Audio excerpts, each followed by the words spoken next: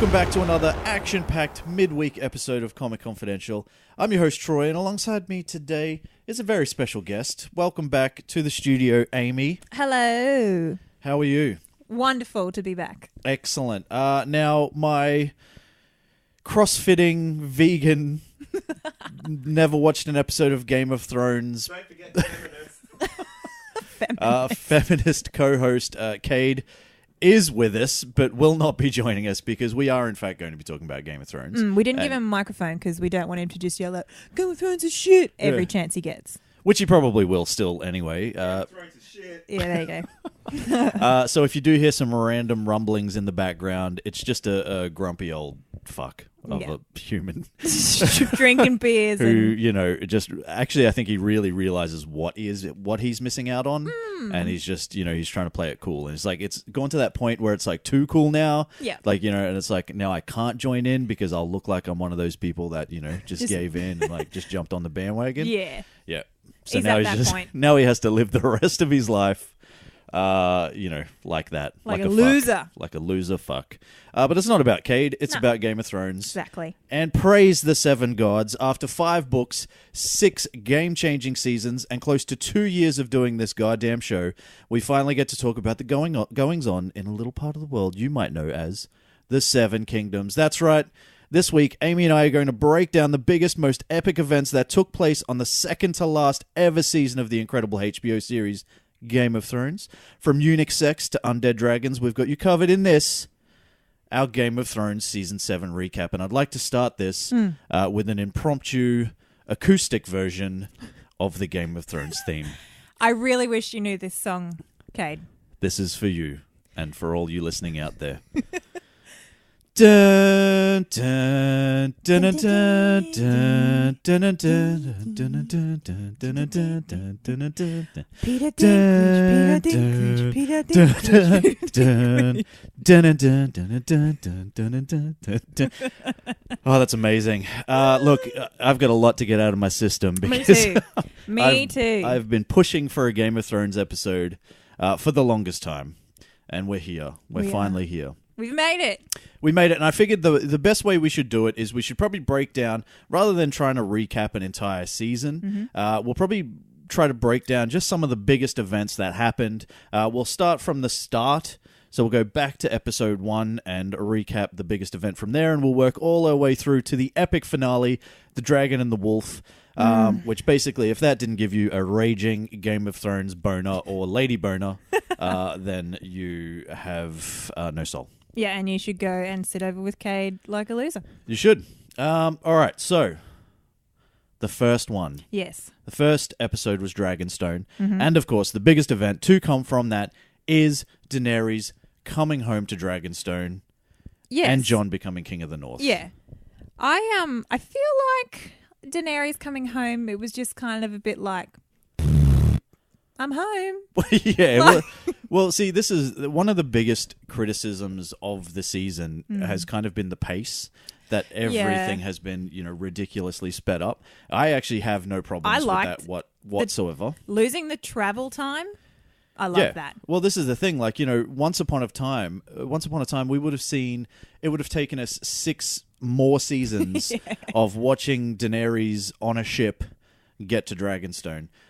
So, you know, I'm grateful that they've done it. Yes, you know, there were some issues along the way, which we'll get to as we talk about these things. Yeah. But yeah, this is the first big event. So this is, you know, she's left. Where was she? Can't even remember what it was called. See, this is the issue I have when there's a year between Yeah. seasons. Yeah, there hasn't been a book for years. It's a year between seasons, and you forget, you know, some of the other places that are around. But basically, she's come from Slaver's Bay. Oh, there you go. Yeah. And she's made it to Dragonstone, her ancestral home and the home of Stannis Baratheon prior to that, which obviously didn't work out Not real too good. well. No. Fun fact, you can actually go to that location. Is it real? It's real. It's in Spain. So, you know how there's the big sort of epic stone walkways that they travel along. Those are real. Wow. The castle is not as impressive. Okay. Yeah, but it is still quite... It's in Spain. Go check it out if you're ever in Spain. Yeah. Or if you're listening in Spain, congratulations. You've got a cool-ass castle, and we don't. And I'm jealous. And Jon becomes King of the North. Yeah. Official. Officially. So he's united basically the northern tribes, I guess, if you want to call them that. Yep. And they've gone, fuck yeah, dude. We accept you. We accept you. We believe in you. We don't know that you technically came back from the dead because that'd kind of freak us out, but we accept you for you. Yeah. So, and I do believe that's around the same time that Sansa becomes Lady of Winterfell. Yeah, which, look, she kind of shit me off a bit in this season. Oh. Let's be honest. So, we're at the end of season 7 now. Sansa has shit me off for the last 7 years of my life. She's just, I don't know. Towards the end of the season, which we'll get to later, she kind of redeemed herself a little bit, I felt. But watching this first episode, I was just like, oh, fuck this bitch. Like, honest to God. Yeah. Like, and then Jon Snow obviously, left her in charge. It's his sister. Understand that. She's the only other Stark, well, to his knowledge at that time. Yep. Alive. Made sense made sense in his head. Prob's not a great plan. She's not. Impulsive and doesn't really know a foot from an asshole. So. That's a good way to put it. She is a dead set fucking ginger loose cannon. Yes. She's a fucking nutter. So that would take us into episode 2, being Stormborn. And for me, the biggest thing to come out of this particular episode was Grey Worm and Missandei getting it on with what I can only assume is a bit of scissor action. Yes. Because, if you don't watch the show, for some of you out there, I know you do, Grey Worm is a eunuch, which means he has no boy parts. None at all. And Missandei is not. Pure-blooded female. She's a pure-blooded, hot-ass female. But they get it on. Yep. They've had a little, kind of like a brewing love story over the last season. And he finally gets it. Don't really see too much. I was hoping, look, I'm not going to lie, I was hoping for the money shot. Me too. I was waiting. They kind of inched towards it. Yeah, and I was like, you're oh my like, God, yes, it's going to happen. Messed up Kendall. Yep. Nothing. And we were sorely disappointed. We were sorely disappointed, but I was happy to see that dude get some action, however he got it. And of course, Bran, or the Three-Eyed Raven, as he will tell you about as many times as Danny Rand tells you he's the Iron Fist. Bran comes back to Winterfell as well, and we get a little bit of a Stark reunion. Not in the best way, because this is basically where... So Sansa is very happy that he's back, and Bran returns this by, creepily telling her that he is the Three-Eyed Raven, and she looked beautiful on her wedding night when she got raped. Yes. Of all the things this guy has seen over, the future long. and the past and the present as the Three-Eyed Raven, that's the thing you're going to pick. Yeah. Hey sis, you looked really nice that night. You got brutally raped by that fuckwad Ramsay Bolton. Yeah, and it's real good to see you again. Yeah. Also, you've got nice hair. Yeah, you've matured. You're looking well. You are looking well. So anything else out of season episode 2? Not really. Other than the fact that it's I'm getting a creepy Bran vibe. Oh yeah. Like I'm not loving him.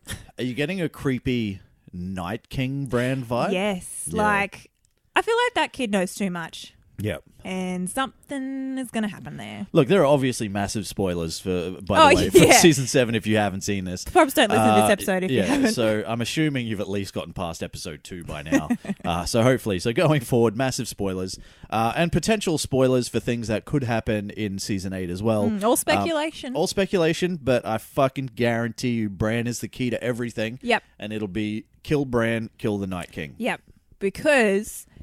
there was just too many. I can't remember. Look, the episodes blur together. There are points that definitely separate. We are definitely going to jump all over the place. Yeah, we are. Apologies in advance.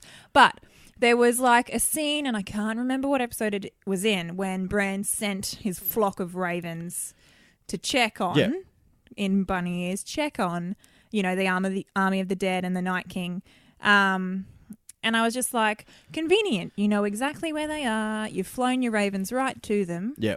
Almost to check up on them, I would think. Yeah. Well, I haven't really read too much into the theory, but I do kind of agree at some point that basically this is Bran has somehow kind of like warged himself into the past, into the guy who was the first of these White Walkers, and yes. like a part of him has been left behind in that. Mm-hmm. So, and that's kind of why he has this connection with said person, right? Because he was there when I can't remember what the people are called. They're like the little tree people, like Leaf and whatnot.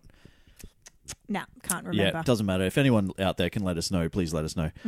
But the tree people, we'll call them, who were the ones that effectively created the White Walkers by doing what they did. And he was there when that happened.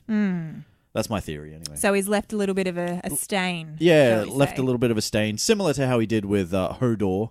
Yes. From season 6, when we saw him go back and basically fuck everyone's dreams up by killing Hodor. I'm still not over Hodor. Yep. Still not over. Never be over Hodor. I will hold the door forever, my friend. Okay, let's move on to episode 3 and the Queen's Justice. Now, this is obviously where Tyrion has the bright idea to attack Casterly Rock, and it all basically gets fucked right up because his brother Jaime is way better at wartime stuff than he is, and he dead set does the old double blind, and basically they empty out Casterly Rock and then hold them siege. Yep. And he just shits all over Tyrion's plan. Basically, pretty much shits right on top of him. And then the other thing that happens, obviously, in this, because while this is happening and Casterly Rock is nothing, the Lannisters have marched on House Tyrell, and they've basically laid waste to that entire house, including the lady of the house, Elena, who's been everybody's favorite for quite some time. She's like a sassy old broad that just tells it like it is. I loved her. And she gets her final licks in. Yeah. Her final licks. Just a little stab in the gut. Yep. By admitting that it was her who killed the fuck Joffrey Baratheon. God, he was such a fuck, He was such a fuck. Now, we haven't had a chance to talk about Joffrey Baratheon before. No. But he was a fuck. Yes. If you haven't figured that out, if you're a Joffrey fan, fuck you too. Yeah. By the way. You can get right the fuck out. Do you know what? On a side topic while we're talking about Joffrey, I read somewhere that the interview with the actor who plays Joffrey, I can't recall his name. You're the names man, not me. I don't know. Yeah. He actually would get recognised and people would hate him so much because he was Joffrey. They wouldn't take photos with him. Wow. Yeah. Don't know if it's true. It was on a news site. Well, I did read also that he has basically kind of stopped acting in movies, pretty much because he's going to get typecast as a evil right little royal shithead. cunt. Yeah. Let's be honest, as the Hound would say. However, you know, I get passionate about my shows, about my stories, as much as anybody does. But this, you know, we have to draw the line. Hate the character, don't hate the actor. That's right. It's not their fault. If you hate them, it means they're doing a good Yes, job. that's exactly right. They are doing a fantastic job as an actor. Respect the art, hate the character. That's cool. So similar just, to Cersei. Yeah, similar to Cersei. Similar to what's that kid's name? Which one? I don't know. He was the guy who he's the singer. Ed Sheeran. Ed Sheeran. Of course. I completely lost it. I was thinking Ron Weasley. We got there. But it's Ed Sheeran. Hey, quiet down over there, please. No laughing, sir. Yeah, Ed Sheeran, Ed Sheeran copped so much. And that was actually in episode 2. Yeah. But Ed Sheeran copped so much shit just for his, brief appearance on the show. And I thought it was fine. It was fine. I did not have an issue. The kid did not do a thing wrong. Poor guy. Should he have sung? Probably not. But he was completely fine. Yeah, and I mean, in the grand world of Game of Thrones, is that really the most hard hitting point you're going to get tied up on?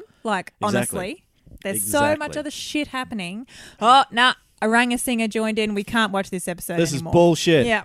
No more celebrity cameos. Okay, and obviously the other thing that happens in this episode, The Queen's Justice, the biggest thing. We're talking about the big things. There's a lot of things that happen. Arya comes home as well. Oh, yes. And it's a reunion of all the Stark siblings. Now, this is kind of where, like, there's some Littlefinger action coming up. And that sounds gross. Do you know, there's a lot of Littlefinger action in this show. I actually, coming back into watching this season, I was like, what the fuck is Littlefinger's real name? Because I'm like, I've always just called him Peter Baelish. Yeah.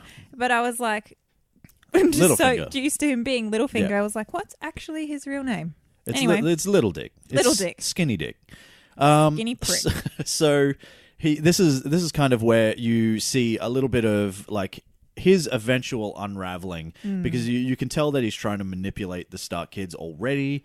And as we'll find out later, it doesn't necessarily work out too well for him. Nope. But that is going to take us on to probably my favorite episode of the season. And I think a lot of people's favorite episode of the season, The Spoils of War. Yes. And basically the only thing we really need to talk about with this episode is that after the events of the Queen's Justice before, where the Lannisters basically struck first blood against Daenerys and her army. And then they were at Highgarden. Is that the name of Highgarden. Highgarden, yeah. Yep. So after that, basically, Cersei has managed to at least get her gold safe, but now it's all the stores and everything that they've stolen, still in a train. In transit. You've got Jaime is there, Bronn is there, you've got the Tarleys there as well. Kind of, basically just bringing up the rear, just getting everything home. And this is where all hell breaks loose because Daenerys just goes, you know what? I got a fucking dragon, dude. I have a fucking big-ass dragon, and I am going to fuck some people up. And this is, in all honesty, probably one of the coolest set pieces I've seen on TV in the goddamn longest time. I agree completely. Like, that... The look on their faces when they hear the rumbling of what we know is the dragons coming. I'm just like, fucking get it, girl. Get it. Over she comes, blows Boom. their camp to shit, doesn't steal all their shit, but just sets it on fire. Sets it on fire. It's like, I could probably use all this stuff, but I'm going to like make a point here and I'm just going to burn it all to shit. Yep. This is, like the first thing you see is the Dothraki. And this is kind of like Jaime and Bronn look at each other like, holy fuck, like we can't beat these people. Like as soon as they see it, they know they're fucked. And then you get the big reveal to everyone because people haven't seen dragons for the longest time. Is Daenerys on Drogon, and it is magnificent. And everything that happens, you've got you've got the bad guys in Jaime and Bronn technically, who you are kind of like rooting for as well because it's kind of like Bronn jumps on the big crossbolt gun thing, and you're like, fuck, this dude is a badass. Yes. This guy better not fucking die. I will stop watching this show if this guy fucking dies. Yeah, it's like, you know what I mean? Love you, Daenerys, but if you kill this guy, we're done. And he's just like, he's only in it for money or like for a castle or whatever. And he's just like, no, I'm going to fucking take this thing down. So he jumps on this big ass gun.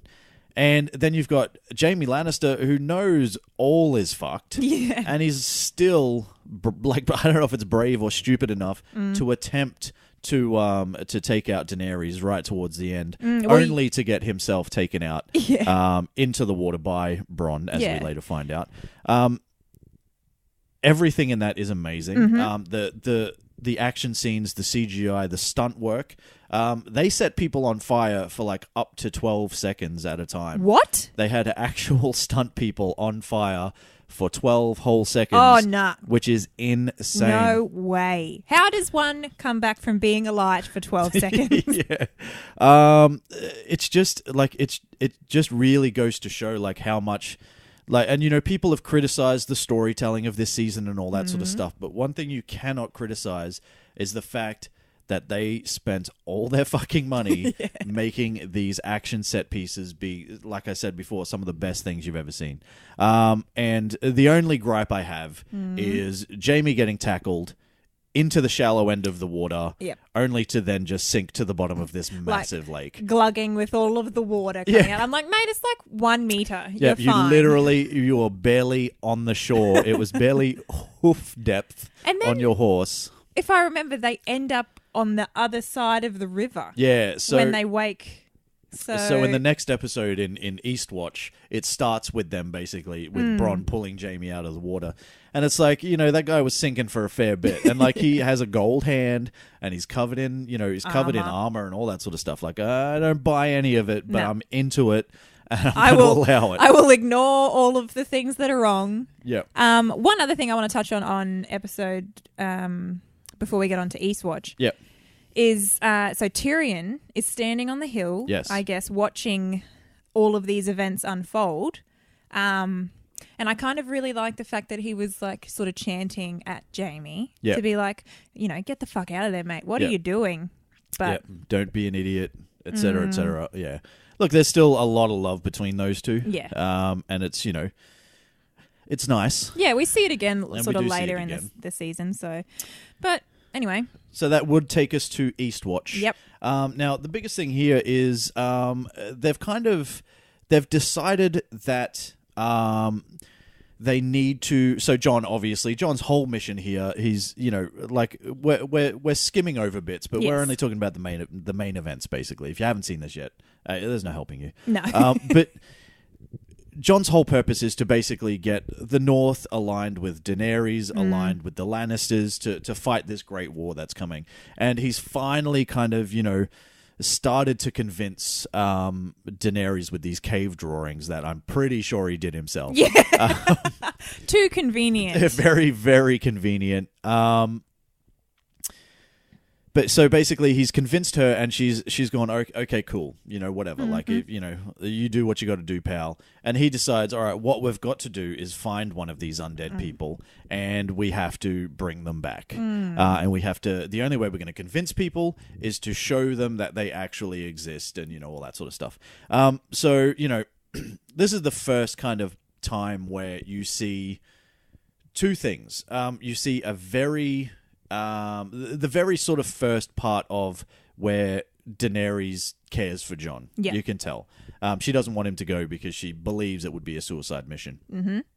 The second part of that is where you see these fantastic time skips, because this would have taken months if we had have been in old Game of Thrones seasons. But because we're in season 7 and we're ramping things up, and we've only got 7 episodes and all this sort of stuff, they are basically at the wall at Eastwatch. Like that. It's like they teleported. They teleported there. It is absolutely amazing. I liked it a lot. Yeah. Like, I'm all for, correctly telling stories and whatever.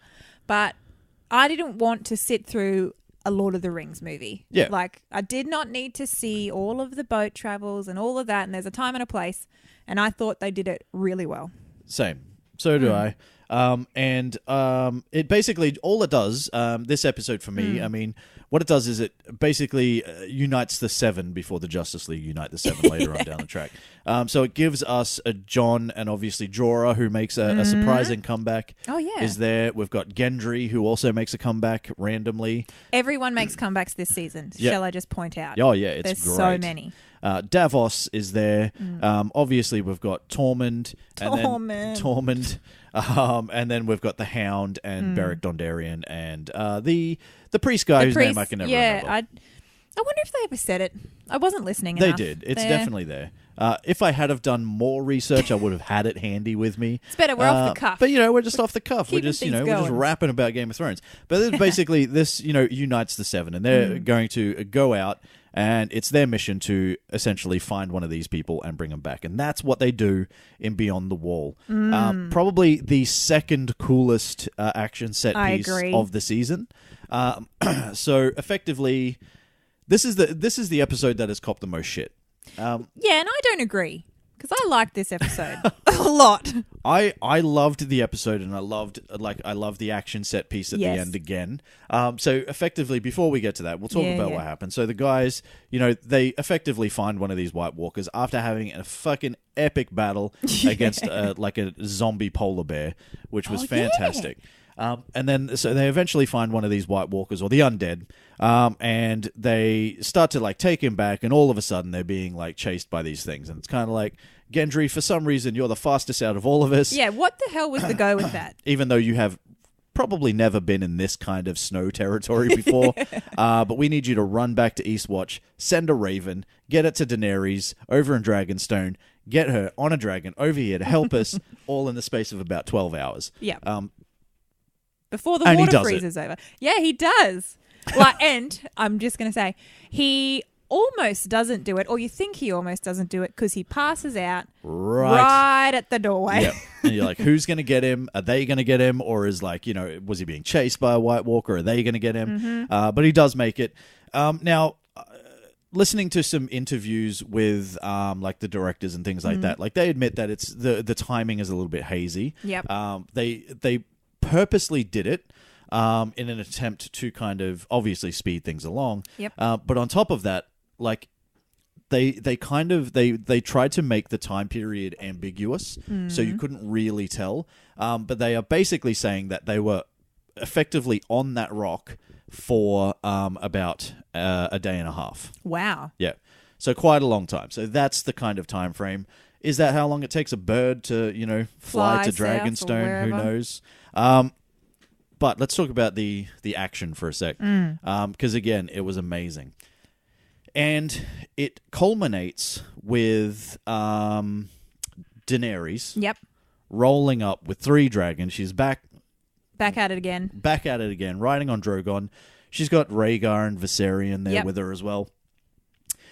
And what they don't know is that the Night King is a master at javelin. Yeah. He competed in the Olympic Games and he did win a gold medal. He was in the Westeros Olympic Games representing the undead beyond the wall, and he won gold because the color is ice blue. Because this guy can throw a fucking javelin. Yes. Now, so eventually, yes, everything happens, and you know everything works out well. You know, relatively for the team, they get their undead, but the Night King gets a dragon. Yeah. Not a good trade-off. Not a good trade-off. And so I said that I like this episode, but the one thing that really shit me off was Jon Snow in this action sequence, because he's right there. Yep. Right at the dragon. And I don't know why he turns around and is like, go, get on. Like, if you just got on the fucking dragon, everyone else would have got on the dragon and you would have taken off. You wouldn't have a dead dragon. Everyone would be safe. You'd have your undead. Yep. Nope. Just get on the goddamn dragon, Jon Snow. You know nothing, you fool. Exactly. But he did eventually, but only after the Night King got himself a dragon. Yep. And that's how it ended. And I would have thought Daenerys would have been a little bit more upset than she was. Yeah, like did not even shed a tear. Yeah, but I think she was just thinking about that Jon Snow D. At that particular point in time. You could see the looks. Yeah, she just wanted to save it so she could get a little bit of action herself. Yep. All right, and that is going to take us on to the finale, which is the Dragon and the Wolf. And holy shit, we had an hour and 20 minutes of absolute epicness. Oh. To pick things from this is incredibly hard, but we'll go through them as quickly as we can. Littlefinger cops it, finally. He's finally fucking dead. Oh my god. I cannot believe it happened. Skinny Dick is gone. He's gone for good, and in the most fitting act of betrayal I could ever think of in my life. Absolutely. Trying to play all these games for as long as he has, and basically, with all the time that Sansa has spent with him, she has picked up a thing or two herself, and basically just fucks him right up. Oh, yeah. And it was so good to see it actually happen. I was afraid for a second that he was going to weasel his way out of it somehow. And just the stone-cold-blooded killingness of Arya just walking up, slashing his throat and just walking away. She is a boss. She is a boss. Like, we didn't really talk about it, but she faces off... against Brienne. Yeah, that was a great little scene as well. That was a great scene. I really enjoyed it, especially the fact that she is so small. And her weapons are so small. Yep. But she's a killer. Yeah. She's a motherfucking killer. And also, obviously, you know, this is kind of basically they've got their undead guy.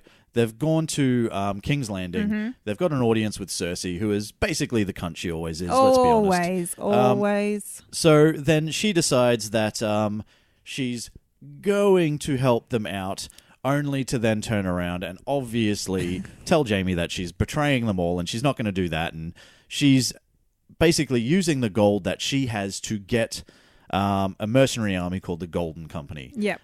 Which are a group of basically sellswords, so you just buy them for gold. And they do whatever you say. Yeah, they do whatever you say as long as you pay them. Yep. They're about 20,000 strong. With elephants. With elephants, apparently. Yep. So that's her plan. So she still has Euron by her side. Urine, as I like to call him. So she still has Euron by her side. Urine. And she has, the Golden Company on the way. And obviously the Mountain. Oh, yeah. You can't forget him. He's quite a presence. Oh, quite a presence. But this is kind of the cool part where Jaime kind of finally says, you know what? I can't fucking deal with your shit anymore. After all this time of banging his sister and doing everything that he's done. Impregnating her again, potentially. We don't know that. Yeah, she could fucking be lying. She could be lying about that too. But he's kind of finally realized that he means nothing to her. He is he is a pawn in her game. Everyone is. Yep. And he decides to cut for it. Obviously, we get the revelation that Jon is in fact a Targaryen by the name of Aegon Targaryen. He is the man, basically. He is the heir to the Iron Throne instead of Daenerys. Heir. Exactly, the rightful heir to the Iron Throne. More weird than that is the fact that he is actually her nephew. Yeah. And so he is he's the son of Aerys and Lyanna Stark. Yeah. Yep. Lyanna Stark. I always say I'm wrong. Yeah. So it's like, R plus L equals J, goddammit, is the algebra. We got it there in the end. And a square up somewhere. Yeah. So he's a Targaryen, and he's the rightful heir, and he's banging his super hot aunt, which, you might do, because she's quite attractive. And if I recall, she always thought she was going to marry her brother anyway. Yeah. So prob's not a big deal in her books. Exactly, because the Targaryens are known for being incestuous to keep their bloodline pure. Like the Egyptians. Yeah, exactly. So it's nothing weird to them. On top of the fact of that is they kind of haven't grown up around each other. Don't know. It's not like, they grew up in around the same circles or anything like that. Like 2 other twins maybe that we know. Well, the funniest thing I've seen is it's basically just someone kind of pointing out that season 1, everyone was like, ooh, incest. And by season 7, everyone's like, yeah, incest. Yeah, incest. We love that. Yeah. We saw a boob. John, yeah, exactly. And we did see a boob. We did. It was a boob and a butt. And it was a dude's butt. Dude's butt, lady boob. But it was amazing. It was. Those two are together. We'll see what happens. That's going to have massive ramifications in season 8, obviously. Yes. Now, the biggest part of this is obviously the fact that the White Walkers have made it past the wall. They took that wall down. They fucked that wall up. The Night King on the back of Viserion absolutely fucking that shit up with ice breath, I'm assuming. Ice flame? Cold flames? Cold flames. But they cold melted fire. I don't know. Yeah. Semantics. Exactly. So that's how it all ended. And we don't know if anybody who was manning the wall is alive. Got no idea. So that would be Tormund and Beric Dondarrion. And by God, if Tormund is dead, I will riot. Me too. I'm going to write a really mean letter. At least if you're going to kill him on screen. Yeah. Don't just send him off in a haze of icy fire. There's a handful of people that can't die in this show without me writing. One of them is Tormund. One is Bronn. Yep. The other would be the Hound, unless he goes out fighting his brother in Clegane Bowl that everybody wants. That would be cool. The other is Daenerys because she's going to be the future mother of my children. Yep. And, you'll have to fight Jon Snow. And I'll leave Jon Snow in there as well because he's a pretty cool kid. Yep. So that's it. We are patiently awaiting the next season now. And we're going to have to wait for quite some time because they have announced that season 8 is probably not going to drop until 2019. And that's fine as long as we get the quality because of it. And this is a show that, for all its shit episodes in Bunny Ears are still worlds above a lot of other things. Oh, for sure.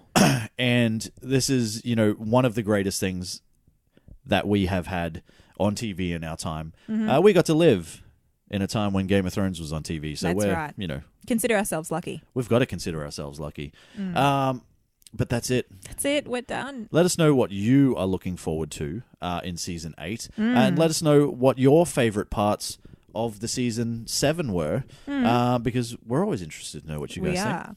What would you be most happy to see in Season 8?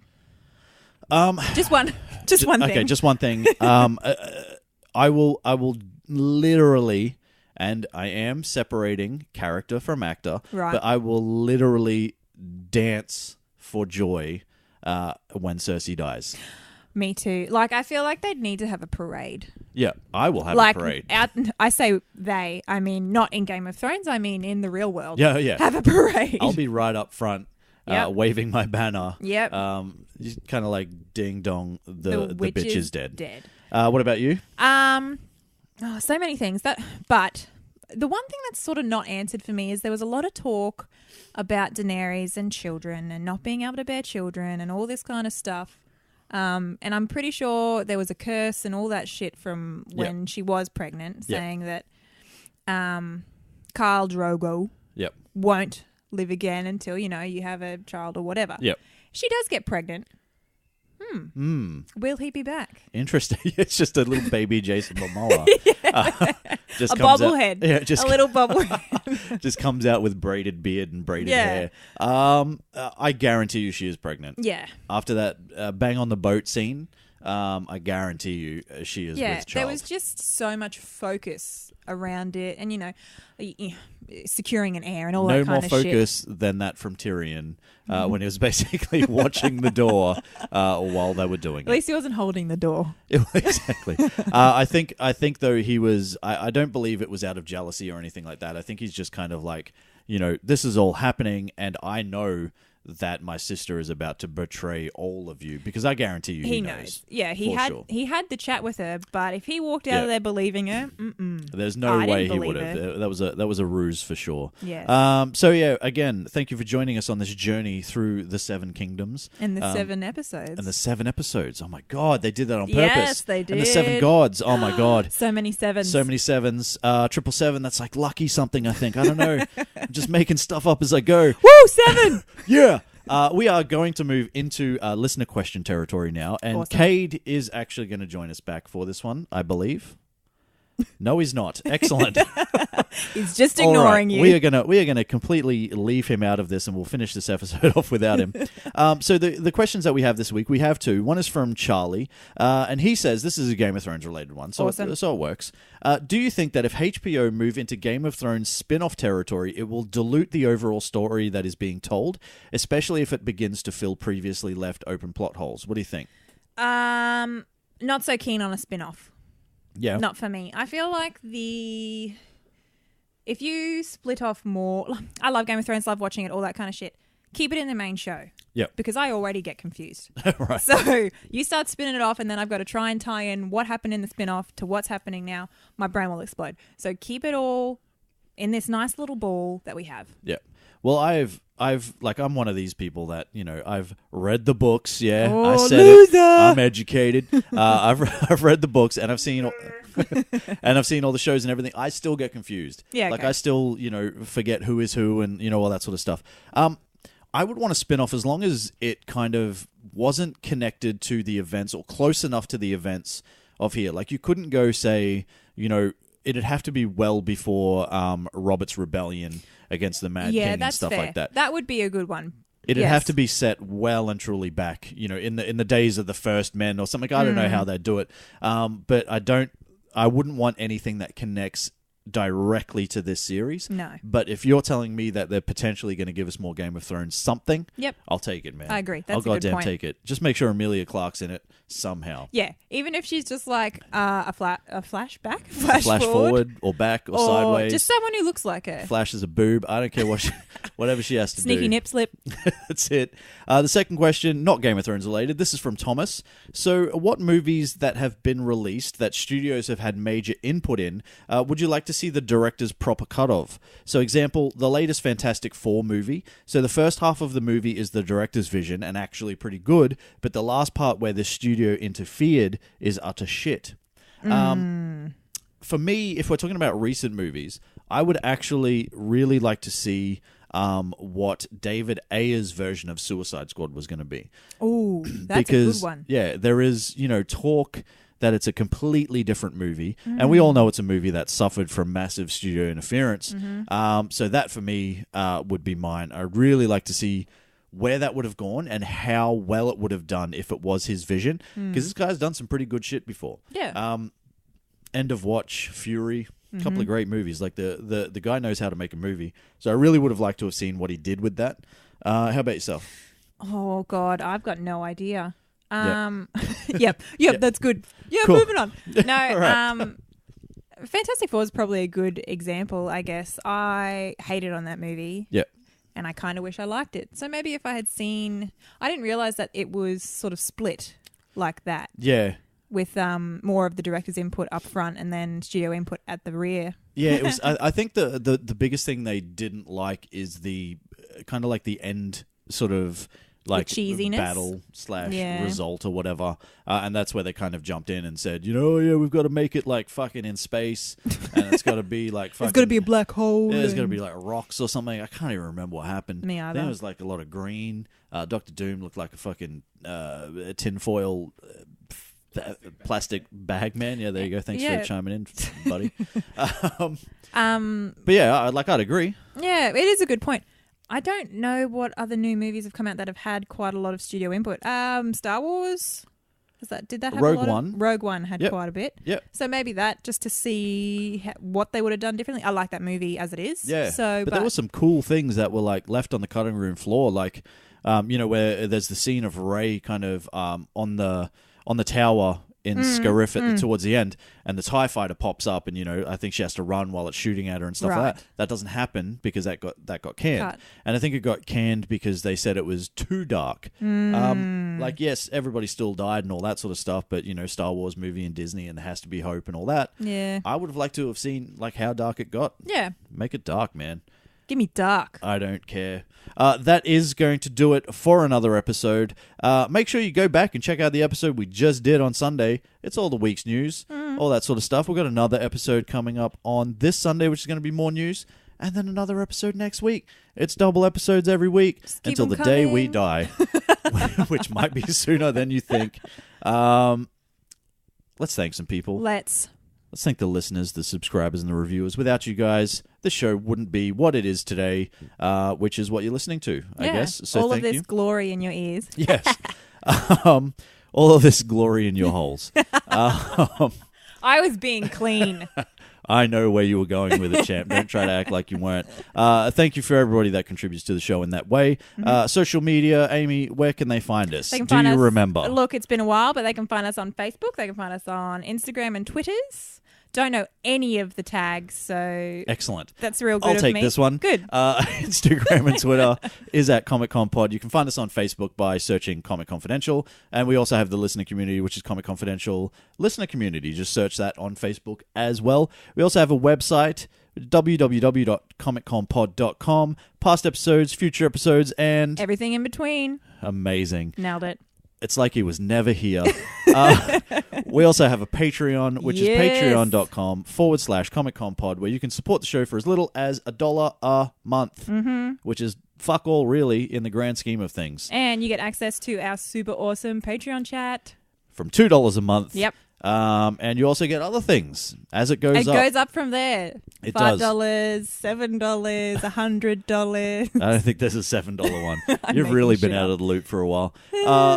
That's it. Thanks for listening. As always, I'm Troy. I'm Amy. And I'm Kay. And this has been Comic Confidential. See ya. Peace.